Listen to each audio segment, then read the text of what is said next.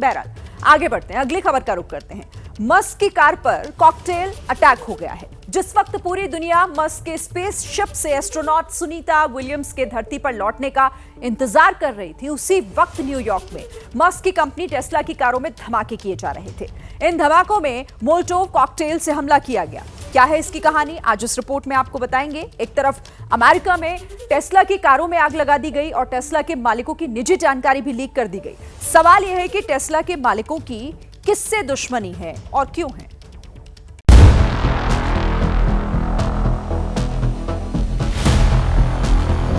America का Las Vegas शहर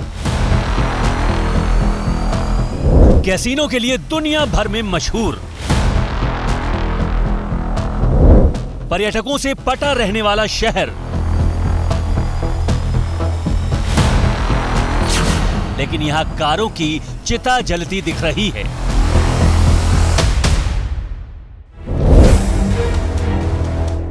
कारों के जखीरे में जली हुई ये कार टेस्ला की है, ऑटोमेटिक टेस्ला, जिसके हिंदुस्तान में आने की चर्चा लंबे समय से हो रही है।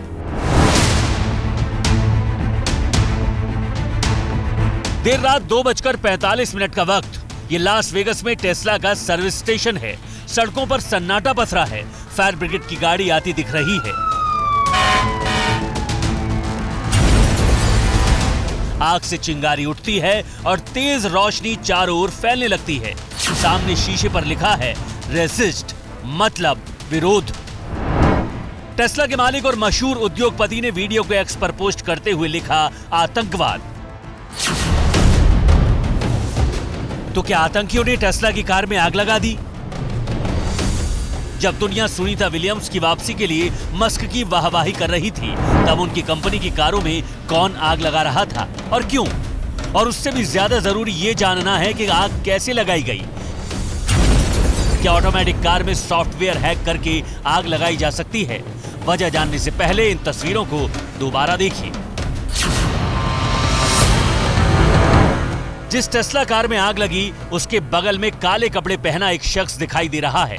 वो शख्स फिर वहां से हट जाता है, दूसरी कार के पास जाता है, वहां भी धमाका होता है। इसके बाद वहां सायरन बजने लगता है। पुलिस का कहना है कि हमलावर के पास मोलोटोव कॉकटेल यानी पेट्रोल पंप और बंदूक थी। टेस्ला कारों पर 3 राउंड फायरिंग की और 5 कारों को आग लगाई गई। सुनिए पुलिस इन तस्वीरों के बारे में क्या बता रही है। A Tesla vehicle catch fire momentarily.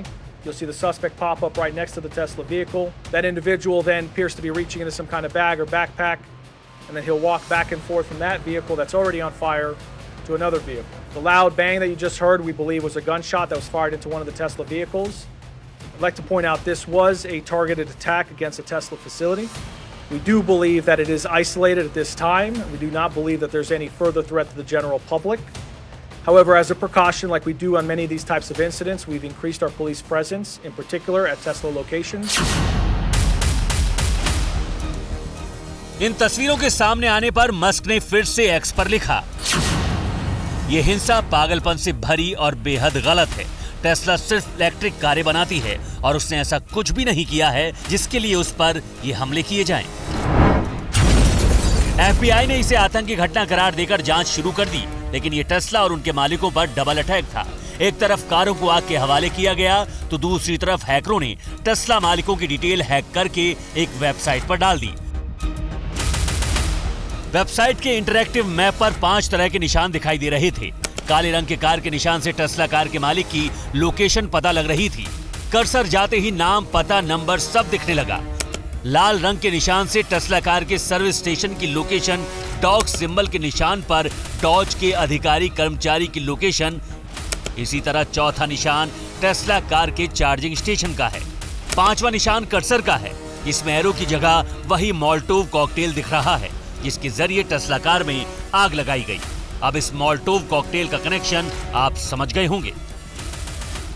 जिस मोलोटोव कॉकटेल का जिक्र पुलिस कर रही है वो असल में पेट्रोल बम है, जो कि विरोध का प्रतीक भी है और उसके अलावा अराजकता का बड़ा हथियार भी है। इस संघर्ष भरी दुनिया में मोलोटोव कॉकटेल आम आदमी का एक बहुत बड़ा हथियार है, जो ना सिर्फ सस्ता होता है बल्कि ज़्यादा नुकसान फैलाता है। इस मोलोटोव कॉकटेल का पहली बार प्रयोग सोवियत संघ के टैंकों को नष्ट करने के लिए किया गया था। हैकर्स ने शर्त रख दी है कि वे टेस्ला कार मालिकों की जानकारी तभी हटाएंगे जब वो ये साबित करेंगे कि उन्होंने अपनी टेस्ला कार बेच दी है।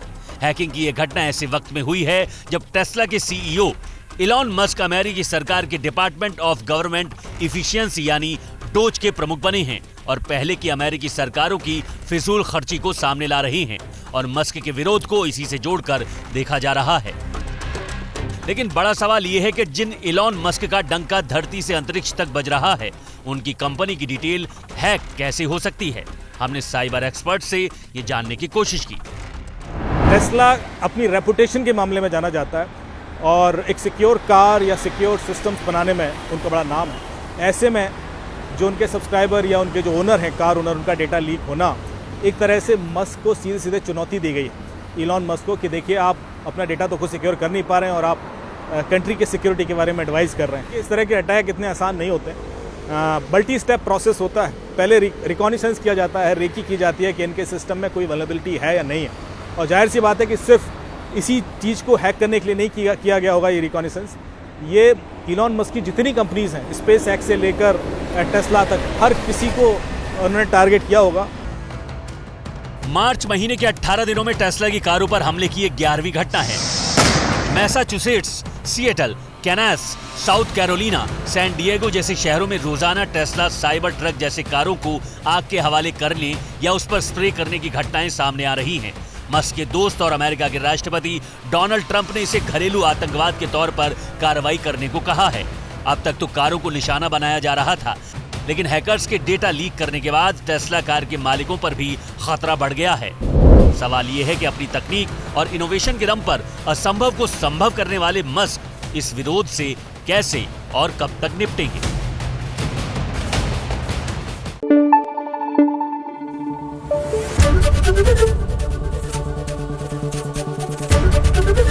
एबीपी न्यूज आपको रखे आगे।